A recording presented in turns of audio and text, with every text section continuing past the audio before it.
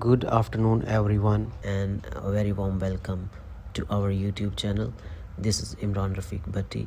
This is our third video on reading module, and in this week, we'll try to grab a good command on OET reading, especially on reading part B. In this video, we'll try to solve question number 2 and 3 of test 2. That is, the topic is tetanus test. Before we going ahead, let me go through the sequence of the OET test. Of course, the listening is the first module on exam day, and that consists of 40 to 45 minutes, and this is the first OET module. The second would be reading, but they can interchange with them, and reading is for 60 minutes. Of course, the writing is the third one, and you have to write a professional letter in 45 minutes. And last, the speaking module, that is approximately 20 minutes, and you have to perform a 2 role play with the interlocutor. In this video, we'll try to apply the same strategy, the QTA elimination strategy or method, which we applied in our first video of reading part B, and we'll try to solve question number 2 and 3. Of course, the QTA method is like read the question, Q is for question, and T is for text. You have to understand the text or extract, and of course A is the answer option. You have to eliminate the incorrect answer option, and then you can confirm easily the correct answer option. So इससे पहले कि हम question को solve करें, कुछ चीज़ें मैं आपको एज अ टिप या एडवाइस के तौर पे कहना चाहता हूँ कि क्योंकि रीडिंग एक डिफ़िकल्ट मॉड्यूल है, वो भी कुछ लोगों के लिए, और इसमें आपने थोड़ी सी अपने अंदर पेशेंस रखनी है, और क्योंकि जो क्वेश्चंस आते हैं वो मिक्सचर होता है, इसमें कुछ इजी क्वेश्चन हैं, कुछ इसमें डिफ़िकल्ट क्वेश्चंस हैं, क्योंकि उन्होंने एग्ज़ाम का पैटर्न इस तरह का बनाया है कि आप सिर्फ स्टक ना हो जाएं कुछ क्वेश्चन पे, बल्कि आप मूव ऑन करते रहें। तो जो आपको लग रहा है कि इजी क्वेश्चंस हैं, आपने सबसे पहले वो करने हैं, राइट। जब आप प्रेप मोड में होंगे, आपने अननेसेसरी टेंशन नहीं लेनी। आपने शुरू में जो आपकी इनिशियल फेज़ है उसमें आपने अपना टारगेट रखना है, क्योंकि आपको एटलीस्ट जो अल्टीमेट हमारा गोल होगा, टारगेट होगा कि वो 16 क्वेश्चन 16 क्वेश्चंस 22 में से आ जाए, that would be more than enough.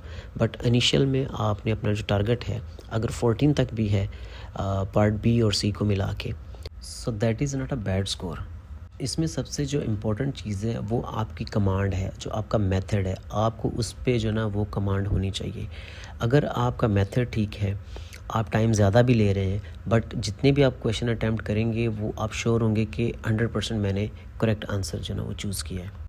पहले आप अपने मेथड को स्ट्रॉन्ग करेंगे, उस पर कमांड लेंगे, then you will go for time management, क्योंकि उसका कोई फ़ायदा नहीं कि आपने टाइम के अंदर सारे क्वेश्चन अटैम्प्ट कर दिए, लेकिन उसमें से जो आपका सक्सेस रेट है वो बहुत कम है। आप कम अटैम्प्ट करें, बट आपका अगर 100% रिज़ल्ट आ रहा है, so that would be a great idea. इसका मतलब ये कि उसका कोई फ़ायदा नहीं कि आप लेस दैन 1 मिनट में भी इवन आप अपना क्वेश्चन अटैम्प्ट कर रहे हैं, उसको सॉल्व कर रहे हैं, बट आप उसका अगर आंसर इनकरेक्ट है तो उसका कोई फ़ायदा नहीं, वो यूज़लेस है।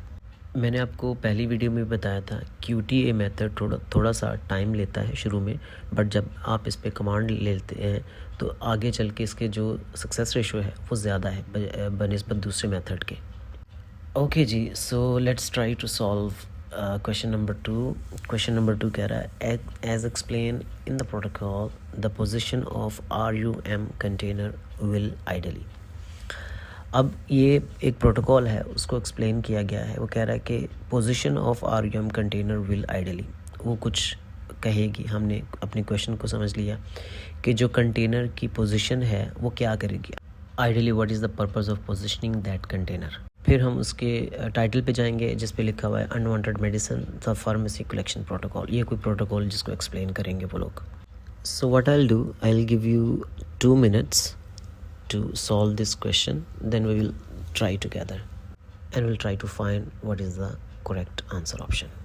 मेथड आपने वही रखना है। सबसे पहले अपने क्वेश्चन को पढ़ना है, उसको अंडरस्टैंड कर लेना है। आंसर ऑप्शन को आपने भूल जाना है। Q is for question, T is for text, आपने टेक्स्ट पे आ जाना है। Then you will go for answer option. So QTA method आपने अप्लाई करना है। आपने क्वेश्चन को पढ़ के उसको अंडरस्टैंड कर लेना है, टेक्स्ट को पढ़ना है, उसको एनालाइज करना है, उसकी की इन्फॉर्मेशन को एब्जॉर्ब करना है, then you will go for answer option. So that called QTA method.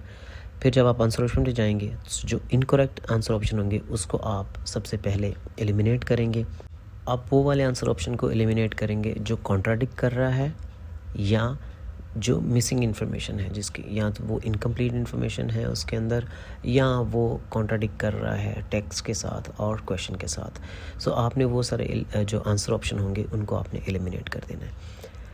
फिर जो आपका रह जाएगा आंसर, उसको आपने मैच करने की कोशिश करनी है कि क्या जो इन्फॉर्मेशन आंसर ऑप्शन की है वो टेक्स्ट के साथ मैच हो रही है अकॉर्डिंग टू क्वेश्चन। और इसमें सबसे इम्पॉर्टेंट चीज़ ये है कि आपने क्वेश्चन को नहीं भूलना। बहुत सारे स्टूडेंट्स यही मिस्टेक करते हैं कि वो क्वेश्चन को भूल जाते हैं, फिर वो आंसर ऑप्शन टेक्स्ट बस इधर ही खेलते रहते हैं। और एक जो मिस्टेक होती है वो यही होती है कि जो आंसर में पूछा गया है वो भूल जाते हैं। वो फिर जो आंसर ऑप्शन है उसको टेक्स्ट के साथ मैच करने की या टेक्स्ट को आंसर ऑप्शन के साथ मैच करने की कोशिश करते हैं और वो इनकरेक्ट आंसर ऑप्शन को चूज़ कर लेते हैं। अच्छा, आप लोग एक और काम भी कर सकते हैं। जो क्वेश्चन है या जो टेक्स्ट है या आंसर ऑप्शंस हैं, इनको आप अपनी जो आपकी नेटिव लैंग्वेज है, अगर आप सिंधी बोलते हैं या पंजाबी बोलते हैं या उर्दू बोलते हैं, जिस लैंग्वेज में आप अच्छे से अंडरस्टैंड कर सकते हैं इस टेक्स्ट को पढ़ने के बाद, आप उसमें इसको ट्रांसलेट कर सकते हैं, उसको समझ सकते हैं कि टेक्स्ट क्या कहना चाह रहा है। तो मैंने सबसे पहले जैसे क्वेश्चन को पढ़ा, उसको समझ लिया कि मुझे आइडेंटिफाई करना है कि जो RUM कंटेनर की पोजीशन है वो क्या करेगी। मैंने क्वेश्चन को पढ़ने के बाद टेक्स्ट पे आया। टेक्स्ट पे जो पहली लाइन है उसमें पोजीशन की कोई बात नहीं की गई। सेकंड जो लाइन है उसमें मैं आया और उसमें जब लिखा गया है कि ये एक फार्मेसी में रखा जाएगा जहाँ पे लोगों को एक्सेस नहीं होगा, फिर ये विजिबल पोजीशन पे रखा जाएगा लेकिन ये पब्लिक की रीच से या उनकी एक्सेस से दूर होगा, क्योंकि ये इसका पर्पस वो कह रहा है कि ये रीइंफोर्स करेगा, ये मैसेज देगा कि जो अनवांटेड प्रिस्क्रिप्शन, जो आपके पास कुछ ऐसी मेडिसिन है जिनको आप यूज़ में नहीं ला रहे, वो आप फार्मेसी को रिटर्न कर सकते हैं और फिर वो फार्मेसी जो है ना वो रिटर्न मेडिसिन को रिसाइकल नहीं करेगी। ठीक है। उसके बाद लास्ट जो लाइन है उसमें ये कह रहा है कि नीडल और जो अदर शॉप्स हैं जो लिक्विड हैं या साइटोटॉक्सिक प्रोडक्ट्स हैं वो इसमें इस कंटेनर में नहीं रखी जाएंगी, but in one specifically designed for such waste, और उसमें नहीं रखी जाएंगी बल्कि इसके ऐसी जो साइटोटॉक्सिक ड्रग्स हैं या जो शॉप्स हैं उनके लिए अलग से जो कंटेनर है उसमें रखे जाएंगे। तो इसमें भी पोजीशन की कोई बात नहीं की गई। तो मैंने अब क्या किया कि सारी इन्फॉर्मेशन जो है वो ग्रैब कर ली कि उसकी पोजीशन का क्या पर्पस है, वो सब कुछ मैंने उस चीज़ को अंडरस्टैंड किया। Now I will try to eliminate the incorrect answer option. अगर हम इसको क्वेश्चन के साथ पढ़ें तो ये कह रहा है कि the position of RUM container will ideally encourage participation in the scheme. जब मैंने टेक्स्ट को पढ़ा था तो मुझे ये वाला आंसर ऑप्शन ठीक लग रहा है, क्योंकि यहाँ पे लिखा हुआ है कंटेनर में be placed in a visible position but out of the reach of the public, कि पब्लिक को एक्सेस नहीं कर सकती, as this will reinforce the message कि जो आपकी अनवांटेड ड्रग्स हैं वो फार्मेसी रिटर्न की जा सकती। तो ये आंसर ऑप्शन टेक्स्ट के साथ मैच हो रहा है, बट हम पहले इसको सिलेक्ट करने से पहले हम क्या करेंगे कि हम जो दूसरे आंसर ऑप्शन है उनको भी टच कर लेंगे। Answer option B says the position of RUM container will ideally emphasise the value of recycling. अब जब हमने टेक्स्ट को पढ़ा था तो यहाँ पे रिसाइकलिंग की बात नहीं की, क्योंकि उसमें लिखा गया है, अगर हम सेकंड पैराग्राफ की लास्ट लाइन पढ़ें तो लिखा हुआ है कि the returned medicine will not be recycled. तो वो आपकी जो रिसाइकलिंग वाली बात है वो इसके साथ कॉन्ट्राडिक्ट कर रही कि ऑप्शन कह रहा है कि आप ये वैल्यू को एम्फसाइज़ करेगा कि रिसाइकलिंग होती है, टेक्स्ट हमें कह रहा है कि रिसाइकलिंग नहीं होती, तो ये कॉन्ट्राडिक्ट हो गया। तो इस तरह से हम अपने जो आंसर ऑप्शन है उनको आप एलिमिनेट करते जाएंगे। ये डायरेक्टली इसने कॉन्ट्राडिक्ट किया है तो हम इसको क्या कर देंगे, एलिमिनेट कर देंगे। तो आप देख सकते हैं कि हमने कितने आसान तरीके से इसको 50% सॉल्व कर लिया। Let's go for answer option C। ये कह रहा है कि the position of RUM container will ideally facilitate public access to it. कह रहे हैं कि इसकी जो पोजीशन है RUM कंटेनर की, जो रिटर्न अनवांटेड मेडिसिन का जो कंटेनर होगा उसकी पोजीशन का मतलब ये होगा कि लोग उसको एक्सेस कर सकते हैं।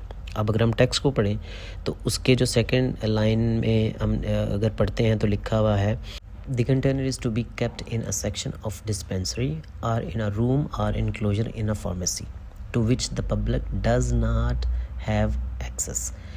ये कह रहे हैं कि ऐसी जगह पे रखा जाएगा, वो डिस्पेंसरी में या फार्मेसी में ऐसी लॉक एंड की में रखा जाएगा जहाँ पे पब्लिक एक्सेस नहीं होगा, पब्लिक उसको अप्रोच नहीं कर सकती।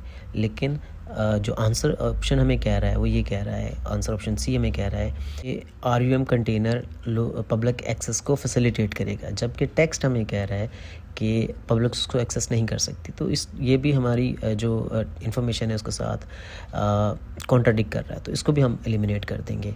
सो हमने 2 आंसर ऑप्शन कॉन्ट्राडिक्ट करके जो मैच नहीं हो रही थी, दोनों इन्फॉर्मेशन हमारी टेक्स्ट के साथ आंसर ऑप्शन मैच नहीं हो रहे थे, उनको हमने एलिमिनेट कर दिया है। अल्टीमेटली जो हमारा आंसर ऑप्शन ए है वो करेक्ट है कि इसकी जो पोजीशन होगी वो लोगों को इनकरेज करेगी कि आप इस स्कीम में हिस्सा लें, कि आपकी जो अनवांटेड ड्रग्स हैं वो फार्मेसी में रिटर्न की जा सकती हैं, फार्मेसी उस कंटेनर में डालेगी, आपकी ड्रग्स हैं या जो मेडिसिन है वो रिसाइकिल नहीं की जाएगी। सो आप देख सकते हैं कि किस तरह से हम अपने आंसर को करेक्ट कर सकते हैं, किस तरह से हम जो राइट वन आंसर ऑप्शन उसको चूज़ कर सकते हैं।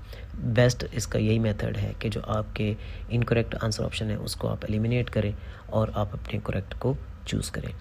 अगर हम इसकी और भी थोड़ा सा और एडवांस चीज़ें देखना चाहें तो ये देखना होगा पोजीशन का वर्ड यूज़ हुआ है, the position of the RUM container will ideally, और सेकंड लाइन में हमें कह रहा है द कंटेनर में be placed in a visible position.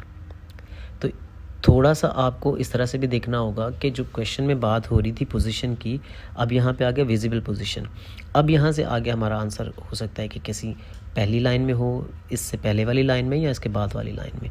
तो सम टाइम इस तरह के जो मैच करने वाले वर्ड्स हैं वो भी आपको इंडिकेट कर रहे होते हैं कि आपका आंसर आगे या पीछे होगा, क्योंकि हमने पढ़ा पहले वाली जो लाइन है वो पोजीशन के बारे में कहीं भी कोई बात नहीं कर रही, वो उसमें ये कहा है कि एक प्रोजेक्ट अप्रूव हुआ है कि कंटेनर डिलीवर किए जाएंगे फार्मेसीज़ में, होलसेलर उसको जो ना वो डिस्ट्रीब्यूट करेगा। लास्ट वाली जो लाइन वो ये कह रही है नीडल्स के बारे में, शार्प्स के बारे में और लिक्विड साइटोटॉक्सिक प्रोडक्ट के बारे में कि उनको इस कंटेनर में नहीं डालना, उसके लिए जो स्पेसिफिकली डिज़ाइंड कंटेनर है उसमें आपने रखना है।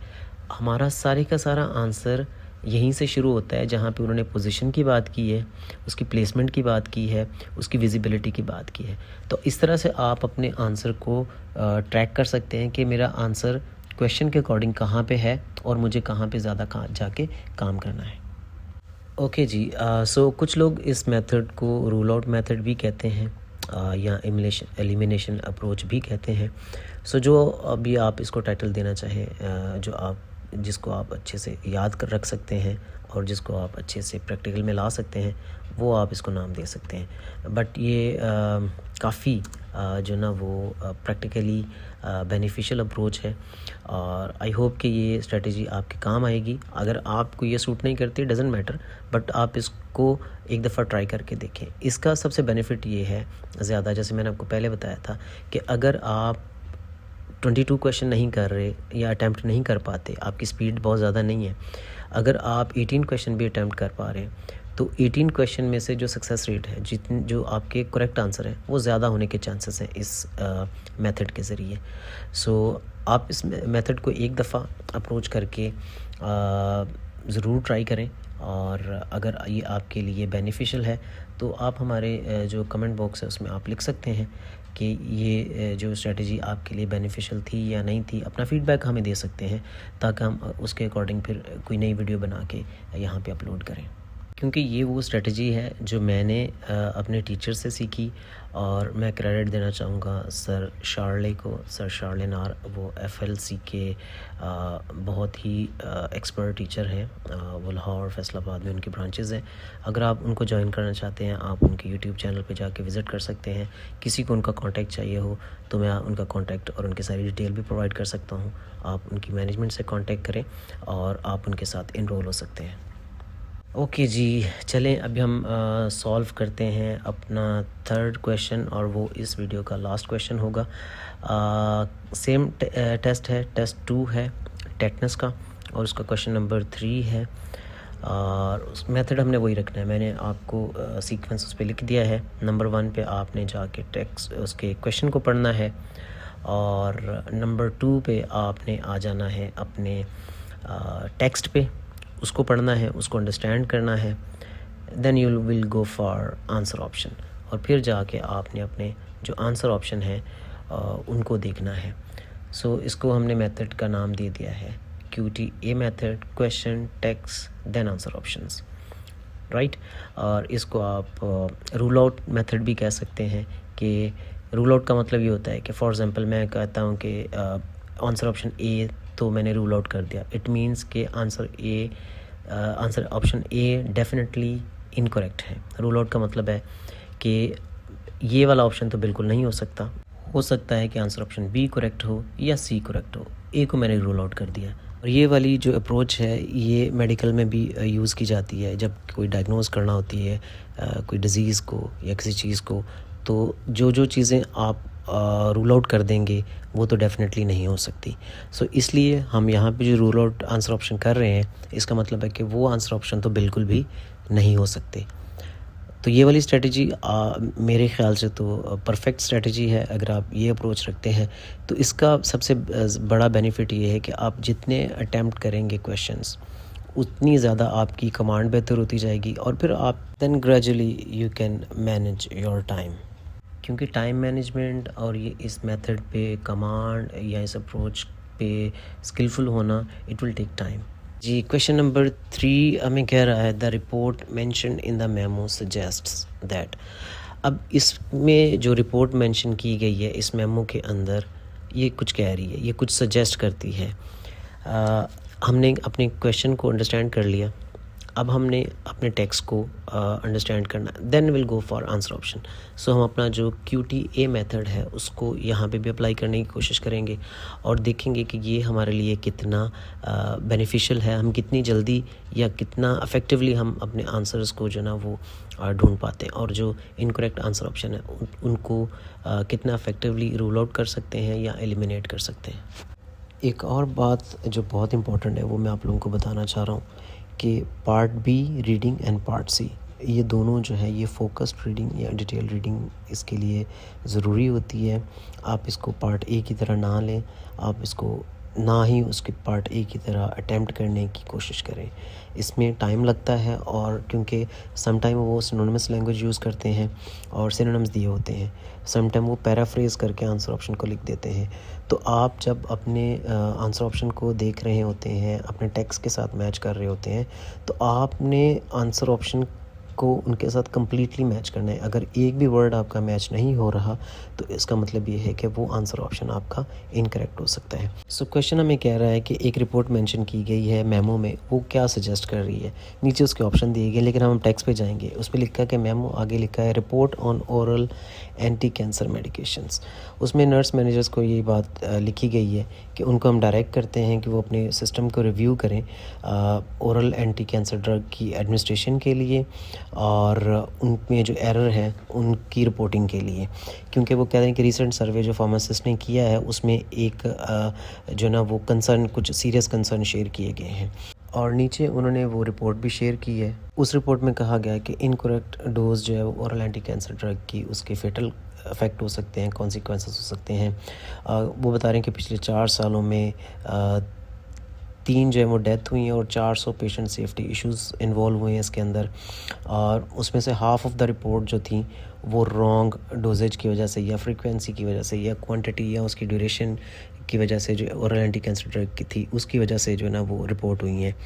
और उसमें जो सबसे मेजर कंसर्न बताया गया है कि वो जो पेशेंट की तरफ से एरर है वो अंडर रिपोर्टेड है। लास्ट में बता रहे हैं कि ऐसे पेशेंट जो ओरल एंटी कैंसर ड्रग पे हैं, ओरल थेरापीज़ पे हैं, उनकी इन सारी मैनेजमेंट को कवर करने के लिए हमें सिस्टम को इम्प्रूव करने की या इम्प्रूव्ड सिस्टम की ज़रूरत है।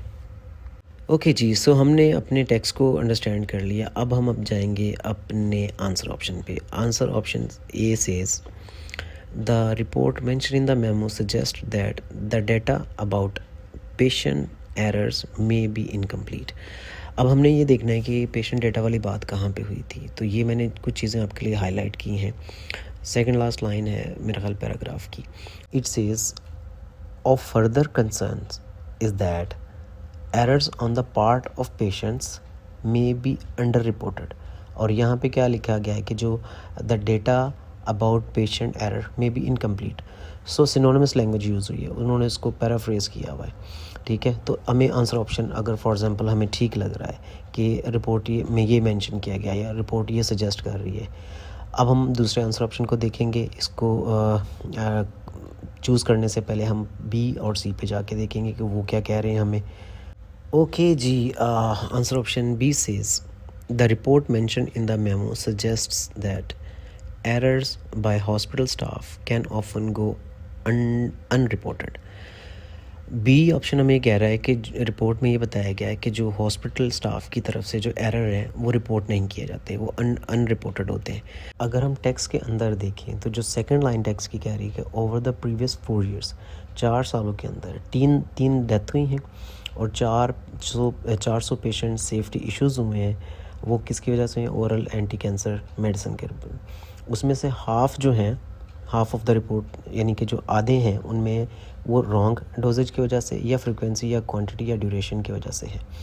तो ये सारी क्या है? ये रिपोर्ट है, ये सारी चीज़ें रिपोर्ट हुई हैं। लेकिन ऑप्शन हमें क्या कह रहा है कि ये जो हॉस्पिटल के स्टाफ हैं या जो हॉस्पिटल में एरर होते हैं वो अनरिपोर्टेड होते हैं। तो आप देख सकते हैं कि किस तरह से इसने क्लियरली हमारे जो टेक्स्ट है उसके साथ कॉन्ट्राडिक्ट किया। ये वाली इन्फॉर्मेशन हमारे टेक्स्ट के साथ मैच नहीं हो रही, क्योंकि टेक्स्ट हमें कह रहा है कि आधे से ज़्यादा जो केसेस हैं वो wrong doses, frequency, quantity, duration की वजह से हैं और वो रिपोर्ट हुई हैं चीज़ें, क्योंकि पिछले 4 साल के अंदर रिपोर्ट ये कह रही है कि पिछले 4 साल के अंदर कुछ पेशेंट की डेथ हुई है और कुछ पेशेंट के जो ना वो सेफ्टी इश्यूज़ हुए हैं। तो वो सारी चीज़ें रिपोर्ट में मेंशन की गई हैं, हॉस्पिटल की तरफ से रिपोर्ट बनी है जो उसके अंदर रिपोर्ट की गई हैं, उनका रिकॉर्ड है। बट आंसर ऑप्शन में हमें कह रहा है कि ये एरर जो थे वो अनरिपोर्टेड है। तो ये आंसर ऑप्शन हमारे टेक्स्ट के साथ क्या कर रहा है? कॉन्ट्राडिक्ट कर रहा है। तो हम इसको क्या कर देंगे? रूल आउट कर देंगे या इसको हम एलिमिनेट कर देंगे। सो जो इम्पोर्टेंट चीज़ है इसमें सीखने वाली वो ये है कि सिर्फ हमारा फोकस ये नहीं है कि आंसर ऑप्शन को चूज़ करना, बल्कि हमें जस्टिफाई करना होगा कि अगर मैं आंसर ऑप्शन ए चूज़ कर रहा हूँ for example, so why not the B, why not the C, और बी और सी इनकरेक्ट हैं तो वो क्यों इनकरेक्ट है, मुझे उसको जस्टिफाई करना है, मुझे उसका आंसर खुद ही तलाश करना है। और जब मुझे ये पता चल जाएगा कि किस तरह से जो इनकरेक्ट आंसर ऑप्शन है उनको एलिमिनेट करूँगा, तो मेरे लिए आंसर ढूंढना बहुत आसान हो जाएगा। और स्पेशली पार्ट बी के लिए, क्योंकि उसमें जो आंसर ऑप्शन है वो 3 ही होते हैं। अगर आपने एक एलिमिनेट कर दिया तो 50% चांस है कि आप अपने आंसर के करीब हैं, और जब आपने सेकंड एलिमिनेट कर दिया या उसको रूल आउट कर दिया तो डेफिनेटली आप जो 100% अपना आंसर जो है ना वो चूज़ कर सकते हैं। चलें जी, हम हमारा आंसर ऑप्शन सी करेक्ट है या इनकरेक्ट है इसको देखते हैं। So it says the report mention in the memo suggests that errors in the prescription pose the greatest threat to patients. कि जो प्रिस्क्रिप्शन लिखी जाती हैं वो सबसे ग्रेटेस्ट जो ना वो थ्रेट होता है या ख़तरा होता है पेशेंट के लिए। रिपोर्ट में ये चीज़ मेंशन की गई है। अब हमें ये देखना है कि क्या ये बात ठीक है। हम इस ऑप्शन को अपने टेक्स्ट के साथ मैच करने की कोशिश करते हैं। सो अगर हम फर्स्ट लाइन पढ़ें, इस जो पैराग्राफ कोट किया गया है रिपोर्ट में से, उसमें लिखा है कि incorrect doses of oral anti cancer medicines can have fatal consequences. उसमें एक चीज़ मेंशन की गई है कि जो इनकरेक्ट मेडिसिन जो डोज़ है वो पेशेंट के लिए फेटल कॉन्सिक्वेंसेस हो सकती है। और फिर आगे उन्होंने फर्दर जो ना वो एक क्लैरिफिकेशन दे दी कि 4 साल के अंदर तीन डेथ हैं और 100 सेफ्टी इश्यूज़ हैं। बट इसमें जो प्रिस्क्रिप्शन एरर है उस पे फोकस नहीं किया गया, वो मेंशन नहीं किया गया। अगर हम पहली लाइन देखें तो उसमें लिखा गया है कि nurse unit managers are directed to review their system for administration of oral anti cancer drugs. इसका मतलब ये है कि ये डायरेक्टली प्रिस्क्रिप्शन एरर नहीं है, बल्कि ये एडमिनिस्ट्रेशन एरर है कि जो मेडिसिन हम एडमिनिस्टर कर रहे हैं पेशेंट को या हम जो दे रहे हैं, डिस्पेंस कर रहे हैं नर्स, उसका कहीं ना कहीं एरर है या एरर पेशेंट की तरफ से है। प्रिस्क्रिप्शन एरर नहीं है, मींस कि जो प्रिस्क्रिप्शन आ रही है वो करेक्ट है। जो पेशेंट को डिलीवर हो रही है या जो एडमिनिस्टर हो रही है उसमें कहीं ना कहीं एरर है। सो ये वाला आंसर ऑप्शन जो है वो इनडायरेक्टली एलिमिनेट हो जाता है। दूसरा, इसमें जो फर्स्ट लाइन रिपोर्ट की कह रही है कि अगर इनकरेक्ट डोज दी जाएगी पेशेंट को, ओरल एंटी कैंसर मेडिसिन दी जाएगी, तो वो can have fatal consequences. Can have fatal consequences और ग्रेटेस्ट थ्रेट टू पेशेंट, इनमें इसमें बहुत फ़र्क है कि अगर इनकरेक्ट डोज दी जाएगी तो उसका ये कोई बहुत बड़ा या सबसे बड़ा थ्रेट पेशेंट के लिए नहीं है। तो ये आंसर ऑप्शन इस तरह से भी एलिमिनेट हो जाता है कि रिपोर्ट हमें कहती है कि अगर इनकरेक्ट मेडिसिन दी जाएगी so it can have a fatal consequences. लेकिन जो आंसर ऑप्शन ये कह रहा है कि एरर्स अगर प्रिस्क्रिप्शन के अंदर होंगे तो वो सबसे बड़ा जो है ना वो थ्रेट होगा पेशेंट के लिए। सो आंसर ऑप्शन सी जो है थोड़ा सा ट्रिकी है, बट ये इनडायरेक्टली इस तरह से एलिमिनेट हो जाता है, क्योंकि बी हमने डायरेक्टली एलिमिनेट कर दिया है क्योंकि वो कॉन्ट्राडिक्ट कर रहा था। सी को हमने इनडायरेक्टली एलिमिनेट किया है, रूल आउट किया है, क्योंकि उसकी हाफ ऑफ इंफॉर्मेशन जो है वो मैच हो रही है और हाफ इंफॉर्मेशन मैच नहीं हो रही।